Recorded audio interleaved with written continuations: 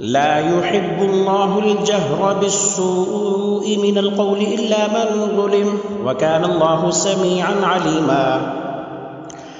إن تبدوا خيرا أو تخفوه أو تعفوا عن سوء فإن الله كان عفوا قديرا إن الذين يكفرون بالله ورسله فيريدون أن يفرقوا بين الله ورسله فيقولون نؤمن ببعض ونكفر ببعض ويريدون أن يتخذوا بين ذلك سبيلا أولئك هم الكافرون حقا وأعتدنا للكافرين عذابا مهينا والذين آمنوا بالله ورسله ولم يفرقوا بين أحد منهم أولئك سوف يؤتيهم أجورهم وكان الله غفورا رحيما يسألك أهل الكتاب أن تنزل عليهم كتابا من السماء فقد سألوا موسى أكبر من ذلك فقالوا أرنا الله جهرة فأخذتهم الصاعقة بظلمهم ثم اتخذوا العجل من بعد ما جاءتهم البينات فعفونا عن ذلك وآتينا موسى سلطانا مبينا ورفعنا فوقهم الطور بميثاقهم وقلنا لهم ادخلوا الباب سجدا وقلنا لهم لا تعدوا في السبت فأخذنا منهم ميثاقا غليظا فبما نقضهم ميثاقهم وكفرهم بآيات الله وقتلهم الأنبياء بغير حق وقولهم قلوبنا غلف بل طبع الله عليها بكفرهم فلا يؤمنون إلا قليلا وبكفرهم وقولهم على مريم بهتانا عظيما وقولهم إنا قتلنا المسيح عيسى ابن مريم رسول الله وما قتلوه وما صلبوه ولكن شبه لهم وإن الذين اختلفوا فيه لفي شك منه ما لهم به من علم إلا اتباع الظن وما قتلوه يقينا بل رفعه الله إليه وكان الله عزيزا حكيما وإن من أهل الكتاب إلا ليؤمنن به قبل موته ويوم القيامة يكون عليهم شهيدا فبظلم من الذين هادوا حرمنا عليهم طيبات أحلت لهم وبصدهم عن سبيل الله كثيرا وأخذهم الربا وقد نهوا عنه وأكلهم أموال الناس بالباطل وأعتدنا للكافرين منهم عذابا أليما لكن الراسخون في العلم منهم والمؤمنون يؤمنون بما أنزل إليك وما أنزل من قبلك والمقيمين الصلاة والمؤتون الزكاة والمؤمنون بالله واليوم الآخر أولئك سنؤتيهم أجرا عظيما إنا أوحينا إليك كما أوحينا إلى نوح والنبيين من بعده وأوحينا إلى إبراهيم وإسماعيل وإسحاق ويعقوب والأسباط وعيسى وأيوب ويونس وهارون وسليمان وآتينا داود زبورا ورسلا قد قصصناهم عليك من قبل ورسلا لم نقصصهم عليك وكلم الله موسى تكليما رسلا مبشرين ومنذرين لئلا يكون للناس على الله حجة بعد الرسل وكان الله عزيزا حكيما لكن الله يشهد بما أنزل إليك أنزله بعلمه والملائكة يشهدون وكفى بالله شهيدا إن الذين كفروا وصدوا عن سبيل الله قد ضلوا ضلالا بعيدا إن الذين كفروا وظلموا لم يكن الله ليغفر لهم ولا ليهديهم طريقا إلا طريق جهنم خالدين فيها أبدا وكان ذلك على الله يسيرا يا أيها الناس قد جاءكم الرسول بالحق من ربكم فآمنوا خيرا لكم وإن تكفروا فإن لله ما في السماوات والأرض وكان الله عليما حكيما يا أهل الكتاب لا تغلوا في دينكم ولا تقولوا على الله إلا الحق إنما المسيح عيسى ابن مريم رسول الله وكلمته ألقاها إلى مريم وروح منه فآمنوا بالله ورسله ولا تقولوا ثلاثة انتهوا خيرا لكم إنما الله إله واحد سبحانه أن يكون له ولد له ما في السماوات وما في الأرض وكفى بالله وكيلا لن يستنكف المسيح أن يكون عبدا لله ولا الملائكة المقربون ومن يستنكف عن عبادته ويستكبر فسيحشرهم إليه جميعا فأما الذين آمنوا وعملوا الصالحات فيوفيهم أجورهم ويزيدهم من فضله وأما الذين استنكفوا واستكبروا فيعذبهم عذابا أليما ولا يجدون لهم من دون الله وليا ولا نصيرا. يا أيها الناس قد جاءكم برهان من ربكم فأنزلنا إليكم نورا مبينا. فأما الذين آمنوا بالله فاعتصموا به فسيدخلهم في رحمة منه وفضل ويهديهم إليه صراطا مستقيما. يستفتونك قل الله يفتيكم في الكلالة إن امرؤ هلك ليس له ولد وله أخت فلها نصف ما ترك وهو يرثها إن لم يكن لها ولد فإن كانت اثنتين فلهما الثلثان مما ترك وإن كانوا إخوة رجالا ونساء فللذكر مثل حظ الأنثيين يبين الله لكم أن تضلوا والله بكل شيء عليم. يا أيها الذين آمنوا أوفوا بالعقود أحلت لكم بهيمة الأنعام إلا ما يتلى عليكم غير محل الصيد وأنتم حرم إن الله يحكم ما يريد. يا أيها الذين آمنوا لا تحلوا شعائر الله ولا الشهر الحرام ولا الهدي ولا القلائد ولا آمين البيت الحرام يبتغون فضلا من ربهم ورضوانا وإذا حللتم فاصطادوا ولا يجرمنكم شنآن قوم أن صدوكم عن المسجد الحرام أن تعتدوا وتعاونوا على البر والتقوى ولا تعاونوا على الإثم والعدوان واتقوا الله إن الله شديد العقاب. حرمت عليكم الميتة والدم ولحم الخنزير وما أهل لغير الله به والمنخنقة والموقوذة والمتردية والنطيحة وما أكل السبع إلا ما ذكيتم وما ذبح على النصب وأن تستقسموا بالأزلام ذلكم فسق. اليوم يئس الذين كفروا من دينكم فلا تخشوهم واخشون اليوم أكملت لكم دينكم وأتممت عليكم نعمتي ورضيت لكم الإسلام دينا. فمن اضطر في مخمصة غير متجانف لإثم فإن الله غفور رحيم. يسألونك ماذا أحل لهم قل أحل لكم الطيبات وما علمتم من الجوارح مكلبين تعلمونهن مما علمكم الله فكلوا مما أمسكنا عليكم واذكروا اسم الله عليه واتقوا الله إن الله سريع الحساب. اليوم أحل لكم الطيبات وطعام الذين أوتوا الكتاب حل لكم وطعامكم حل لهم والمحصنات من المؤمنات والمحصنات من الذين أوتوا الكتاب من قبلكم إذا آتيتموهن أجورهن محسنين غير مسافحين ولا متخذي أخدان ومن يكفر بالإيمان فقد حبط عمله وهو في الآخرة من الخاسرين. يا أيها الذين آمنوا إذا قمتم إلى الصلاة فاغسلوا وجوهكم وأيديكم إلى المرافق وامسحوا برؤوسكم وأرجلكم إلى الكعبين وإن كنتم جنبا فاطهروا وإن كنتم مرضى أو على سفر أو جاء أحد منكم من الغائط أو لامستم النساء فلم تجدوا ماء فتيمموا صعيدا طيبا فامسحوا بوجوهكم وأيديكم منه ما يريد الله ليجعل عليكم من حرج ولكن يريد ليطهركم وليتم نعمته عليكم فلعلكم تشكرون. واذكروا نعمة الله عليكم وميثاقه الذي واثقكم به إذ قلتم سمعنا وأطعنا واتقوا الله إن الله عليم بذات الصدور. يا أيها الذين آمنوا كونوا قوامين لله شهداء بالقسط ولا يجرمنكم شنآن قوم على ألا تعدلوا اعدلوا هو أقرب للتقوى واتقوا الله إن الله خبير بما تعملون. وعد الله الذين آمنوا وعملوا الصالحات لهم مغفرة وأجر عظيم والذين كفروا وكذبوا بآياتنا أولئك أصحاب الجحيم.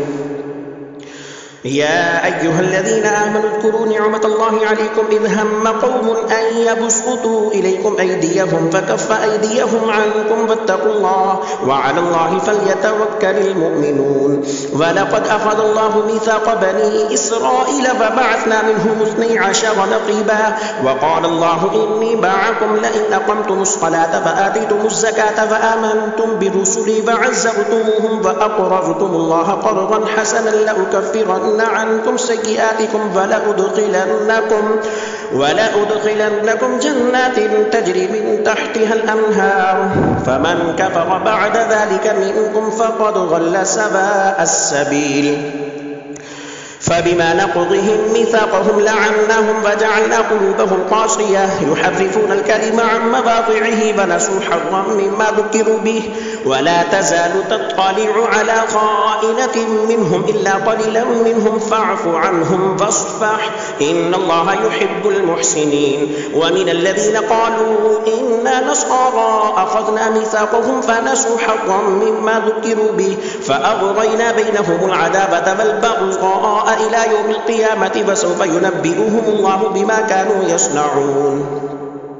يا أهل الكتاب قد جاءكم رسولنا يبين لكم كثيرا مما كنتم تخفون من الكتاب ويعفو عن كثير قد جاءكم من الله نور وكتاب مبين يهدي به الله من اتبع رضوانه سبل السلام ويخرجهم من الظلمات إلى النور بإذنه ويهديهم إلى صراط مستقيم. لقد كفر الذين قالوا إن الله هو المسيح ابن مريم قل فمن يملك من الله شيئا إن أراد أن يهلك المسيح ابن مريم وأمه ومن في الأرض جميعا ولله ملك السماوات والأرض وما بينهما يخلق ما يشاء والله على كل شيء قدير.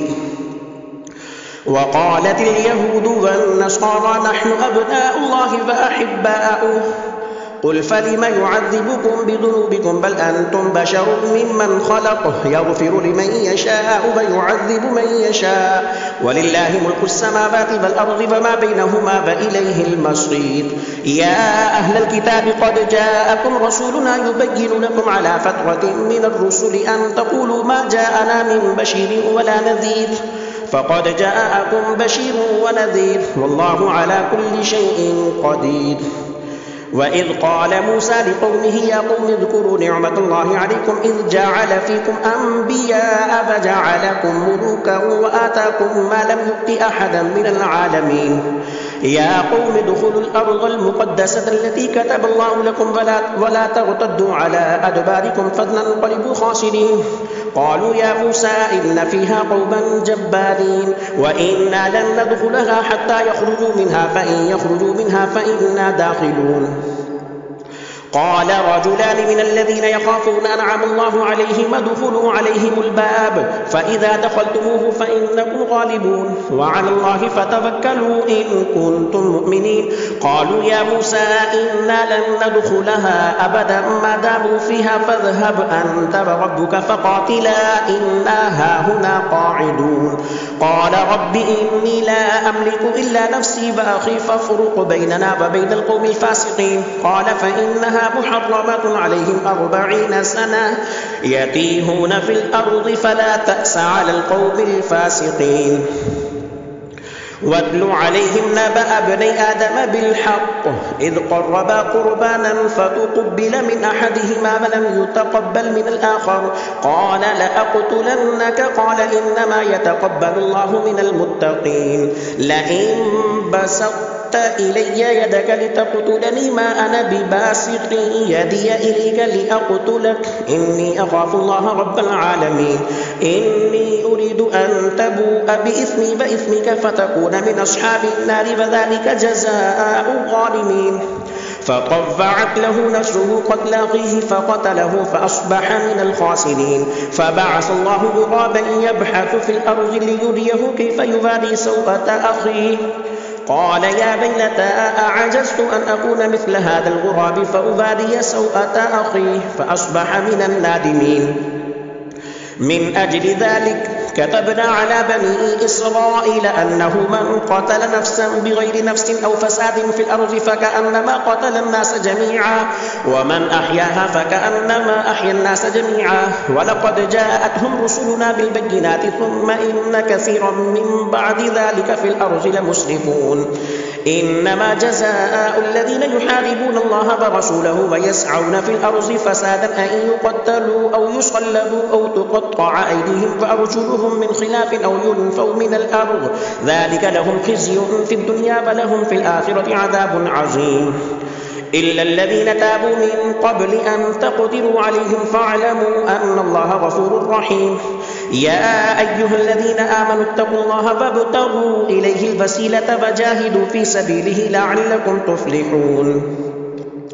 إن الذين كفروا لو أن لهم ما في الأرض جميعا ومثله معه ليفتدوا به من عذاب يوم القيامة ما تقبل منهم ولهم عذاب أليم يريدون أن يخرجوا من النار وما هم بخارجين منها ولهم عذاب مقيم والسارق والسارقة فاقطعوا أيديهما جزاء بما كسبا نكالا من الله والله عزيز حكيم فمن تاب من بعد ظلمه فأصلح فإن الله يتوب عليه إن الله غفور رحيم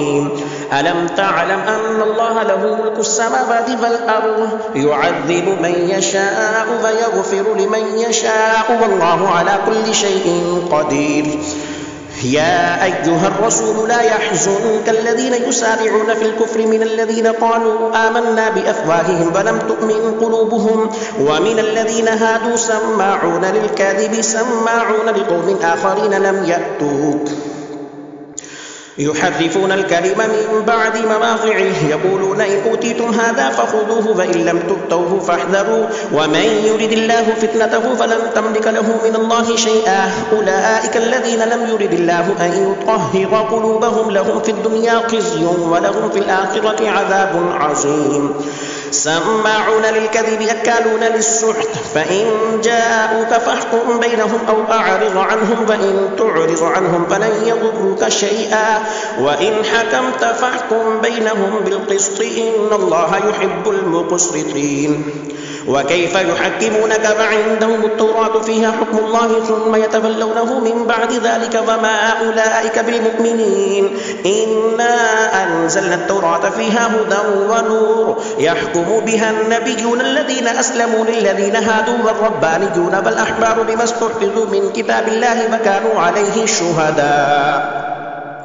فلا تخشوا الناس واخشوني ولا تشتروا بآياتي ثمنا قليلا ومن لم يحكم بما أنزل الله فأولئك هم الكافرون وكتبنا عليهم فيها أن النفس بالنفس والعين بالعين والأنف بالأنف والأذن بالأذن والسن بالسن والجروح قصاص فمن تصدق به فهو كفارة له ومن لم يحكم بما أنزل الله فأولئك هم الظالمون وقفينا على آثارهم بعيسى ابن مريم مصدقا لما بين يديه من التوراة وآتيناه الإنجيل فيه هدى ونور ومصدقا لما بين يديه من التوراة وهدى وموعظة للمتقين وليحكم أهل الإنجيل بما أنزل الله فيه ومن لم يحكم بما أنزل الله فأولئك هم الفاسقون وأنزلنا إليك الكتاب بالحق مصدقا لما بين يديه من الكتاب ومهيمنا عليه فاحكم بينهم بما أنزل الله ولا تتبع أهواءهم عما جاءك من الحق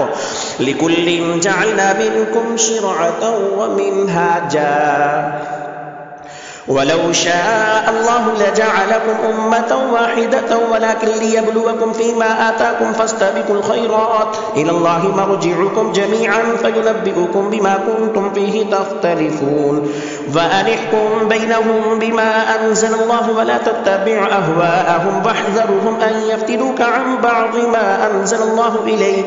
فإن تولوا فاعلم أنما يريد الله أن يصيبهم ببعض ذنوبهم وإن كثيرا من الناس لفاسقون أفحكم الجاهلية يبغون ومن أحسن من الله حكما لقوم يوقنون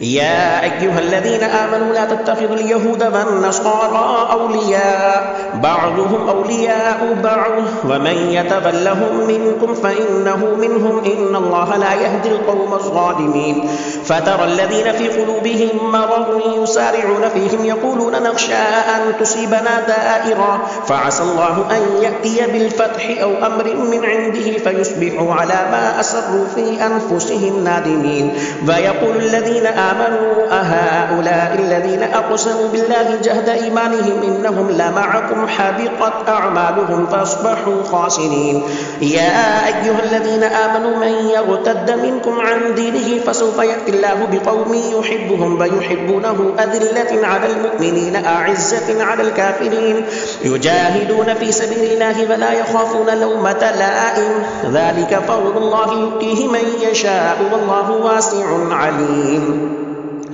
إنما وليكم الله ورسوله والذين آمنوا الذين يقيمون الصلاة ويؤتون الزكاة وهم راكعون ومن يتول الله ورسوله والذين آمنوا فإن حزب الله هم الغالبون يا أيها الذين آمنوا لا تتخذوا الذين اتخذوا دينكم هزوا ولعبا من الذين أوتوا الكتاب من قبلكم والكفار أولياء واتقوا الله إن كنتم مؤمنين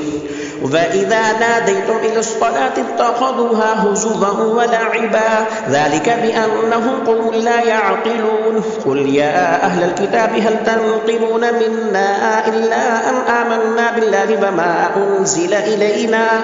وما أنزل إلينا وما أنزل من قبل وأن أكثركم فاسقون قل هل أنبئكم بشر من ذلك مثوبة عند الله من لعنه الله وغضب عليه وجعل منهم القردة والخنازير وعبد الطاغوت أولئك شر مكانا وأضل عن سواء السبيل